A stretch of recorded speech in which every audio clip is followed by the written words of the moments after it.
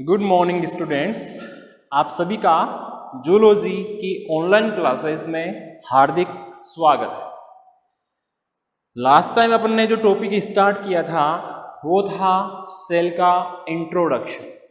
Cell का introduction अपन ने देखा था कि सेल शब्द का उद्भव कौन सी भाषा से हुआ है, सबसे पहले निर्जीव कोशिका की खोज किसने की थी, सबसे पहले सजीव कोशिका की खोज किसने की थी, तथा सबसे पहले किन कोशिकाओं को किसमें देखा गया। तो मैंने बताया था कि जो सेल है वो ग्रीक भाषा से उत्पन्न हुआ शब्द है जिसका मतलब है रिक्त स्थान। ऐसे ही सबसे पहले अरस्तु नामक दार्शनिक ने ये बताया था कि समस्त जीवों और पेड़ पौधों का शरीर संरचनात्मक इकाइयों से मिलकर बना हुआ होता है। रॉबर्ट हुक ने सन 1665 में जो कोशिका की खोज की थी वो थी निर्जीव कोशिका। जो इसमें खोज की थी पेड़ की छाल अर्थात कोर्क की कोशिकाओं में सर्वप्रथम कोशिका को देखा था और कोशिका नाम दिया था। क्लियर है। लेकिन अपन ने ये भी कहा था कि जो सजीव कोशिका थी जिसकी सबसे पहले खोज एंटन वॉन लीवेनहोक ने की थी सन 1674 में। उसके एग्जाम्पल्स भी अपन ने देखे थे। वो क्या एग्जाम्पल्स थे? प्रोटोजोआ था, एल्गी थी, स्पर्म था, जो भी बैक्टीरिया थे वो थे, दांतों का खुरचन था। ये सभी जो सेल्स थी उन्होंने देखी थी। अब एक चीज छोटा सा टॉपिक अपना इसमें रह गया था, वो ये था कि जो एंटन वॉन लीवेनहोक थे उन्होंने सबसे पहले सजीव कोशिका की खोज की थी, जिनके अभी मैंने आपको एग्जाम्पल बताया, जैसे बैक्टीरिया है, एल्गी है, स्पर्म है। तो जो एंटन वॉन लीवेनहोक है उनको सूक्ष्म जीव विज्ञान से बोलते हैं microbiology, father of microbiology. Microbiology को हिंदी में बोलते हैं सूक्ष्म जीव विज्ञान, यानी कि ऐसा विज्ञान जिसमें सूक्ष्म जीवों का अध्ययन किया जाता हो। अब सूक्ष्म जीव कौन कौन से हैं अपन को पता है। अपन इंसान तो है नहीं, ये पेड़ पौधे तो है नहीं। सूक्ष्म जीव का मतलब है छोटे छोटे जीव। सूक्ष्म मीन्स छोटा, जीव यानी जंतु। छोटे छोटे जीव, छोटे छोटे जीव कौन से होते हैं? बैक्टीरिया है जिसे बोलते हैं जीवाणु, वायरस है, स्पर्म है। ये सभी क्या है, बहुत छोटे छोटे, अपन नॉर्मल आंखों से नहीं देख सकते। इनको देखने के लिए अपन को सूक्ष्मदर्शी चाहिए। तो ऐसे जीव क्या कहलाते हैं? सूक्ष्म जीव। इन्हें शॉर्ट में अपन बोलते हैं माइक्रोब्स। माइक्रोब्स। तो मैं कह रहा हूं कि जो फादर ऑफ माइक्रोबायोलॉजी कहे जाते हैं वो भी कौन है? एंटन वॉन लीवेनहोक। ये आपके कई बार कंपटीशन एग्जाम में पूछा जाने वाला क्वेश्चन है, और आपके जो बीएससी फर्स्ट ईयर के एग्जाम होते हैं उनमें भी पूछा गया है। तो फादर ऑफ माइक्रोबायोलॉजी कौन है? एंटन वॉन लीवेनहॉक।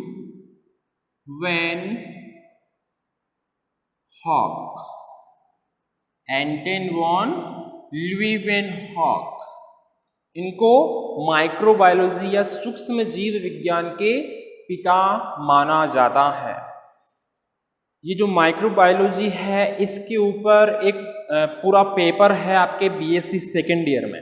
तो वहां पे इस टॉपिक के बारे में अपन विस्तार पूर्वक जानकारी ग्रहण करेंगे।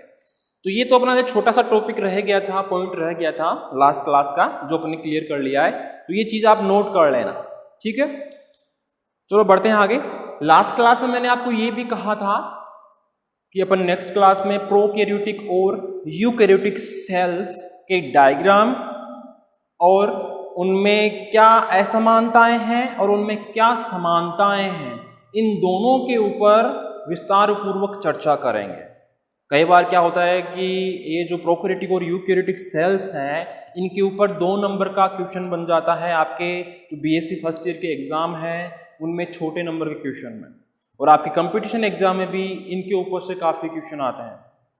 ऐसे आते हैं कि प्रोकैरियोटिक सेल्स में इनमें से निम्न में से कौन सी स्ट्रक्चर या संरचना उपस्थित होती है या अनुपस्थित होती है। तो इस टॉपिक को क्लियर करना अपना बहुत ही जरूरी है और यही टॉपिक आपके बीएससी फर्स्ट ईयर के paper number 2 cell biology and genetics की फर्स्ट यूनिट में है। उसी को अपन स्टार्ट कर चुके हैं पिछली क्लास में। तो अपना आज का टॉपिक रहेगा prokaryotic and eukaryotic cells.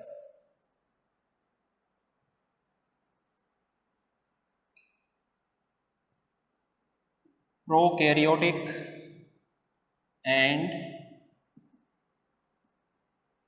Eukaryotic cells. Clear है? सबसे पहले अपन इनके डायग्राम बना लेते हैं, फिर अपन इनमें असमानताएं और समानताएं देखेंगे। डायग्राम इसलिए बनाएंगे क्योंकि समानताएं और असमानताएं भी अपन उस डायग्राम में देखकर ही बता सकते हैं। तो सबसे पहले मैं डायग्राम बनाऊंगा प्रोकैरियोटिक सेल का। प्रोकैरियोटिक सेल का। अब प्रोकैरियोटिक सेल्स कौन कौन सी होती है, आपने पहले 11th-12th में भी पढ़ा है। प्रोकैरियोटिक सेल्स वो होती है जिनमें केंद्रक अनुपस्थित होता है। क्या होता है अनुपस्थित? केंद्रक अनुपस्थित होता है। सेल वॉल यानी कोशिका भित्ति होती तो है लेकिन किसकी बनी हुई होती है? पेप्टिडोग्लाइकन की। तो ऐसी सेल्स कौन सी होगी? जैसे बैक्टीरिया है, वायरस है, प्रोटोजोवन एनिमल्स है। प्रोटोजोवन एनिमल्स प्रोकैरियोटिक सेल्स में नहीं आएंगे, वो आएंगे यूकैरियोटिक सेल्स में। ऐसा क्यों? आप बोल सकते हो, क्वेश्चन हो सकता है आपका कि सर प्रोटोजोआ तो जो एनिमल्स होते हैं उनमें वो तो सर सिंगल सेलुलर एनिमल्स होते हैं, एक कोशिका के तो बने होते हैं, फिर प्रोकैरियोटिक सेल्स में क्यों नहीं आते? उसका रीजन है वो है प्रोटोजोवन एनिमल्स में केंद्रक उपस्थित होता है और केंद्रक उपस्थित होने का गुण यूकैरियोटिक सेल्स का लक्षण होता है। अभी मैंने आपको पहले बताया था। पहले अपन बना लेते हैं डायग्राम प्रोकैरियोटिक सेल्स का। जैसे मान लो कि मैं एक बैक्टीरिया का ही एक डायग्राम बना देता हूं। अब बैक्टीरिया संरचना में कैसा भी हो सकता है। जैसे मान लो कि आपके सामने मैंने ये डायग्राम बनाया।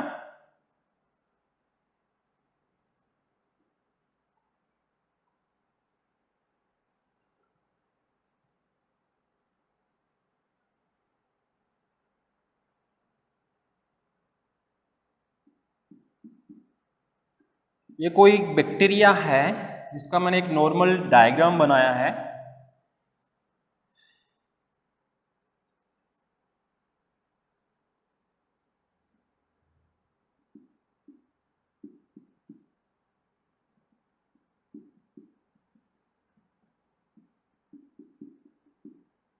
ध्यान से देखना, ये एक हेयर लाइक स्ट्रक्चर है, फ्लैजिला, जिसे बोलते हैं कशाब।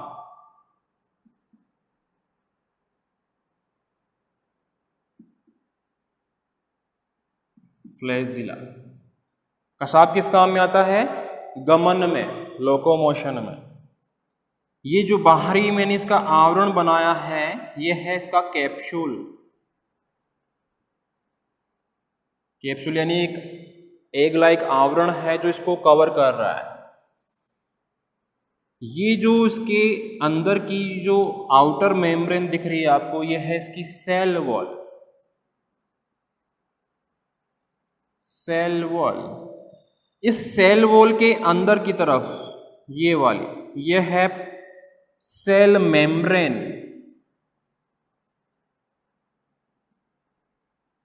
क्या है? Cell membrane. ये जो मैंने डार्क एक गुच्छे में पॉइंट्स बना रखे हैं, ये है राइबोसोम। नाम सुना है राइबोसोम का? राइबोसोम। ये जो मैंने इसके बीच में एक गुच्छे जैसी, फाइबर जैसी या तंतु समान संरचना बनाई है जिसके चारों तरफ आवरण नहीं है, ऐसे ही है ये है न्यूक्लियोइड डीएनए। न्यूक्लियोइड डीएनए यानी कि इसका आनुवांशिक पदार्थ क्या कहलाता है? Nucleoid DNA. और जो मैंने एक राउंड राउंड सी स्ट्रक्चर बनाई है दो ऐसी, यह है इसके प्लाज्मिड डीएनए।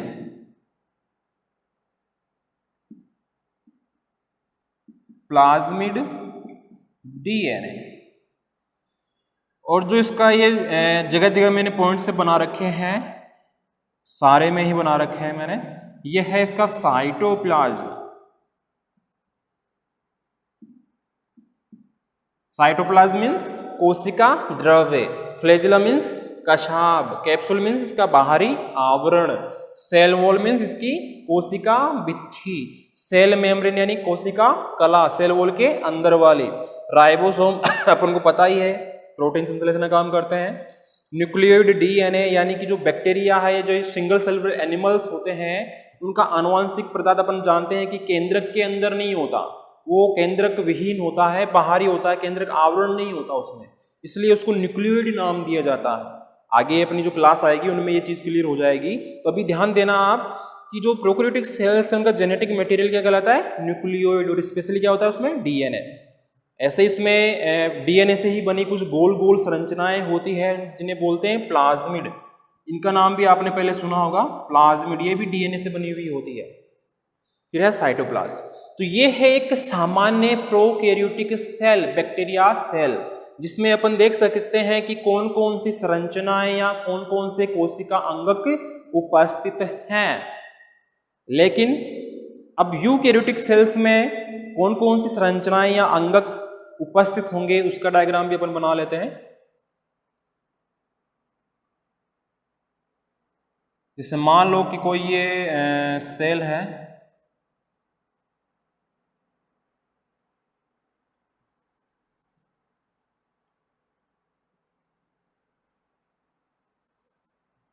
कोई मान लेते हैं WBC सेल है, क्योंकि RBC सेल में केंद्रक होता नहीं है।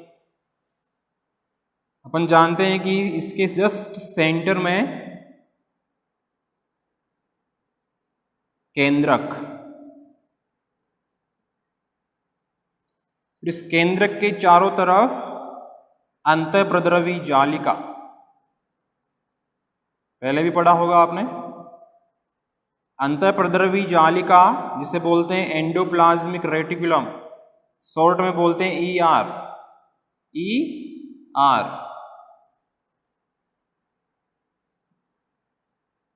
अपन जानते हैं कि एंडोप्लाज्मिक रेटिकुलम या अंतःप्रद्रवी जालिका जो होती है वो दो प्रकार की होती है, एक तो खुरदरी और एक चिकनी।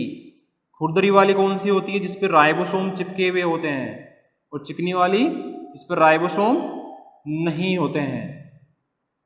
तो ये जो अंतःप्रद्रवी जालिका है ये केंद्रक के चारों तरफ या केंद्रक को घेरे हुए रहती है।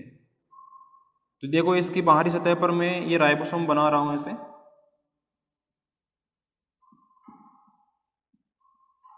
तो एक सिंपल डायग्राम बनाया है मैंने समझने के लिए कि कौन सी प्रोकैरियोटिक सेल्स है, कौन सी यूकैरियोटिक सेल्स। इसके अलावा कौन कौन सी संरचनाएं होती है, माइटोकॉन्ड्रिया, जो अपन ने प्रोकैरियोटिक सेल में नहीं बनाई है, ये माइटोकॉन्ड्रिया। माइटोकॉन्ड्रिया एक से ज़्यादा भी हो सकते हैं, दो भी हो सकते हैं, तीन भी हो सकते हैं, डिपेंड करता है कि वो कौन सी या किस प्रकार की सेल है। फिर अपन बनाते हैं गोल्जी कॉम्प्लेक्स। गोल्जी का बनाते हैं ना अपन,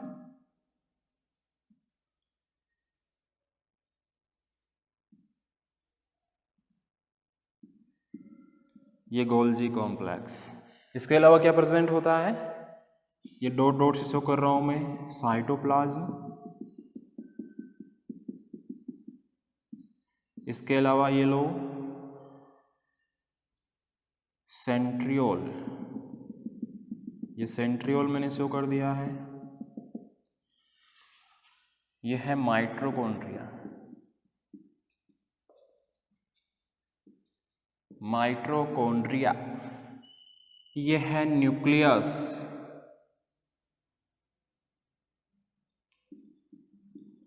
न्यूक्लियस यह है इसकी ER के मैंने फुल फॉर्म बता दिए, एंडोप्लाज्मिक रेटिकुलम।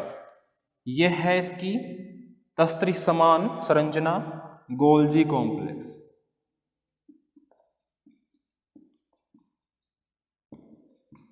गोल्जी कॉम्प्लेक्स ये था इसमें सेंट्रियोल, जो आगे डिवीजन में भाग लेगा। ये था इसका साइटोप्लाज्म। क्लियर है? अब देखना दोनों में अपन को ये तो डायग्राम बना दिया। आपको बीएससी पार्ट फर्स्ट ईयर के जो मेन एग्जाम होते हैं उनमें इन दोनों की डायग्राम भी बनाने को पूछ सकता है कि प्रोकैरियोटिक और यूकैरियोटिक सेल्स के डायग्राम बनाइए। तो आपको सचित्र नामांकित डायग्राम बनाने हैं ऐसे। तो ऐसा क्वेश्चन भी आपके बड़ा क्वेश्चन आ सकता है 6 नंबर का, या फिर इनमें आपको एक टेबल के रूप में अंतर पूछ ले 2 नंबर के क्वेश्चन में। तो अपन को अगर डायग्राम पता है कि प्रोकैरियोटिक सेल का डायग्राम कैसा होता है, यूकैरियोटिक सेल का डायग्राम कैसा होता है, तो अपन आसानी से इनमें अंतर भी बता सकते हैं और समानताएं भी बता सकते हैं। तो सबसे पहले मैं अंतर की बात करूं तो ध्यान देना, सबसे पहले बात करता हूं मैं केंद्रक की, न्यूक्लियस की, जो प्रोकैरियोटिक सेल में एब्सेंट है, मैंने नहीं बनाया है, और उसकी जगह क्या बनाया है, क्या प्रेजेंट होता है, न्यूक्लियोइड डीएनए। यानी कि इसमें आनुवांशिक पदार्थ तो होता है लेकिन वो एक आवरण के रूप में बंधित नहीं होता है जैसा कि इस सेल में है। इसमें एक आवरण के रूप में है आनुवांशिक पदार्थ, इसीलिए अपन बोलेंगे कि जो केंद्रक है वो प्रोकैरियोटिक सेल में अनुपस्थित होता है जबकि यूकैरियोटिक सेल में उपस्थित होता है। क्लियर है? नेक्स्ट बढ़ते हैं, कोशिका कला या सेल मेम्ब्रेन से जुड़े हुए अंगक। इसमें देख सकते हैं कि अपन कि इसमें कोई ऐसा स्पेशल अंगक नहीं है जो सेल मेम्ब्रेन से जुड़ा हुआ हो, लेकिन इसमें अपन देख सकते हैं कि यहाँ पे सेंट्रियोल भी है, माइटोकॉन्ड्रिया भी है, गोल्जी कॉम्प्लेक्स भी है। ठीक है, तो ये एग्जाम्पल अपन बता सकते हैं। तीसरा, सेल वॉल। जो सेल वॉल एक बैक्टीरियल सेल होती है उसमें सेल वॉल तो प्रेजेंट होती है लेकिन किसकी बनी हुई होती है, पेप्टिडोग्लाइकन। पेप्टिडोग्लाइकन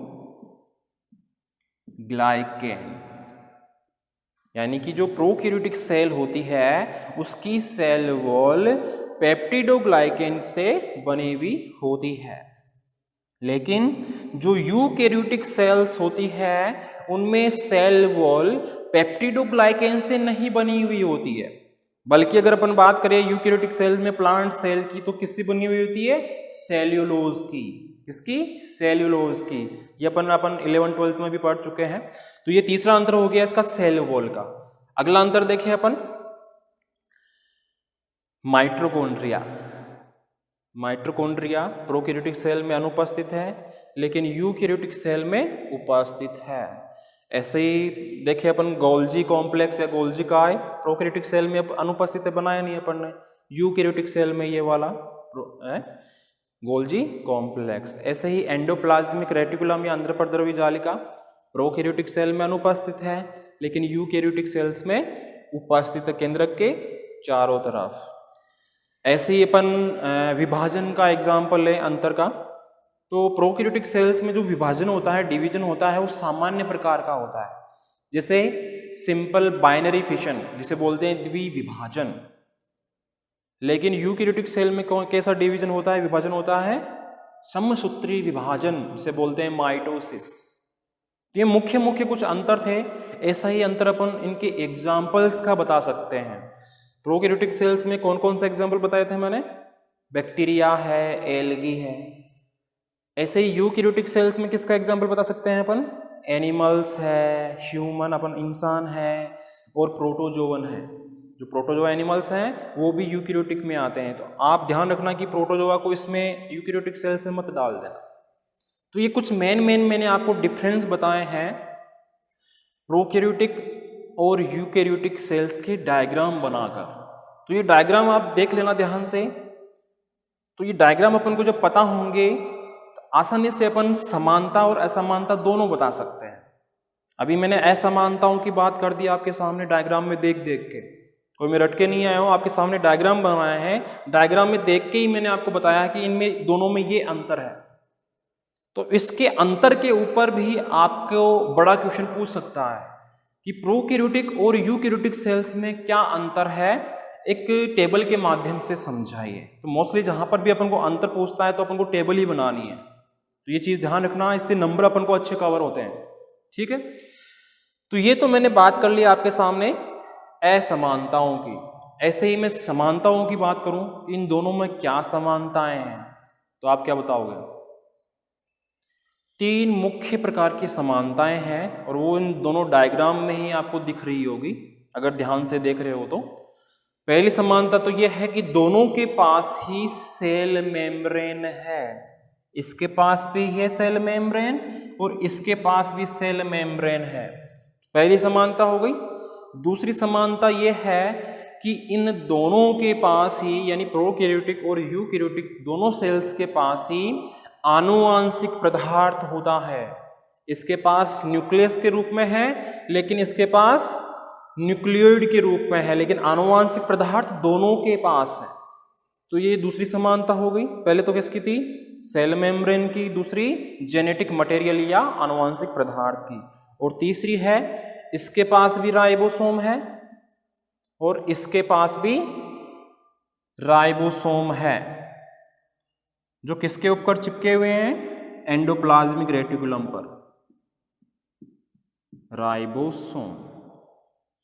तो ये 3 मुख्य समानताएं हो गई। पहले तो प्लाज्मा मेम्ब्रेन या सेल मेम्ब्रेन की, दूसरी न्यूक्लियोइड डीएनए की, और तीसरी राइबोसोम की। अब आप पूछ सकते हो कि सर आपने सेल वॉल का तो बताया नहीं, सेल वॉल इसमें भी है, सेल वॉल इसमें भी होती है प्लांट सेल में, लेकिन इन दोनों में अंतर होता है। होती तो है लेकिन अंतर होता है। अंतर क्या होता है?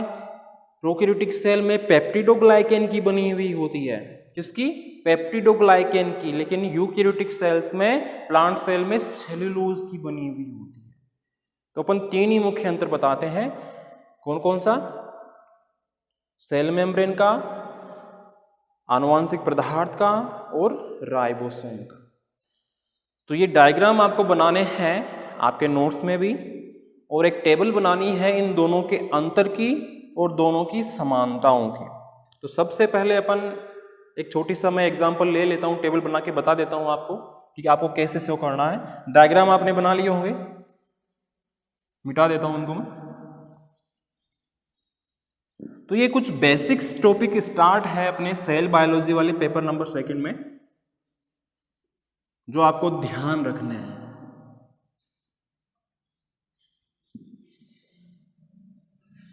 प्रोकैरियोटिक सेल्स और यूकैरियोटिक सेल्स में डिफरेंस सबसे पहले मैंने बताया न्यूक्लियस का, कि इसमें प्रोकैरियोटिक सेल में एब्सेंट होता है, यूकैरियोटिक सेल्स में प्रेजेंट होता है। ऐसे ही सेल मेम्ब्रेन से जुड़े हुए अंगक प्रोकैरियोटिक सेल्स में अनुपस्थित होते हैं, जबकि यूकैरियोटिक सेल्स में उपस्थित होते हैं। फिर आया तो बताया था मैंने सेल वॉल का, सेल वॉल इसमें प्रेजेंट होती है लेकिन किसकी बनी हुई होती है? पेप्टिडोग्लाइकेन की, लेकिन यूकैरियोटिक सेल्स में पेप्टिडोग्लाइकेन की नहीं बन के सेल्यूलोज की। ऐसे ही प्रोकैरियोटिक सेल्स में जो सेल डिवीजन होता है वो नॉर्मल सेल डिवीजन होता है, जैसे बाइनरी फिशन या जिसे बोलते हैं द्विविभाजन। फिर यूकैरियोटिक सेल्स की बात करें तो इसमें कैसा होता है? समसूत्री विभाजन या माइटोसिस। एग्जाम्पल्स की मैं बात करूं तो इसमें है बैक्टीरिया, एल्गी वगैरह, जबकि यूकैरियोटिक सेल्स में प्लांट्स है, एनिमल्स हैं और प्रोटोजोआ है। तो आपको जो टेबल बनानी है वैसे बनानी है। इस टेबल में आपको 3 कॉलम बनाने हैं। एक तरफ तो आ जाएंगे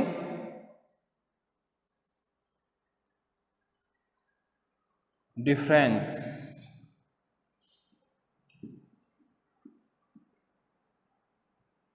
डिफरेंसेस, एक तरफ प्रोकैरियोटिक सेल्स,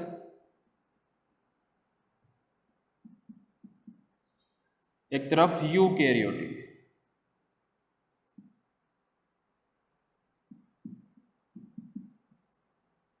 ठीक है, तो यहां पे सबसे पहले अपन, मैंने बताया था न्यूक्लियस,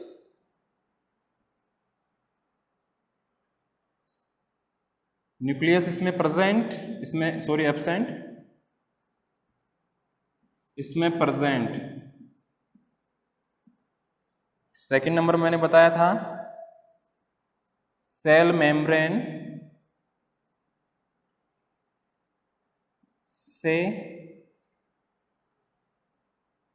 जुड़े हुए अंगक, इसमें एब्सेंट, इसमें प्रेजेंट। तीसरा सेल वॉल, सेल वॉल इसमें पेप्टिडोग्लाइकेन, पेप्टिडोग्लाइकेन की बनी हुई होती है, जबकि इसमें सेल्यूलोज। फोर्थ मैंने बताया था डिवीजन, डिवीजन इसमें सिंपल सेल डिवीजन, जिसमें था क्या बताया था मैंने, बाइनरी फिशन।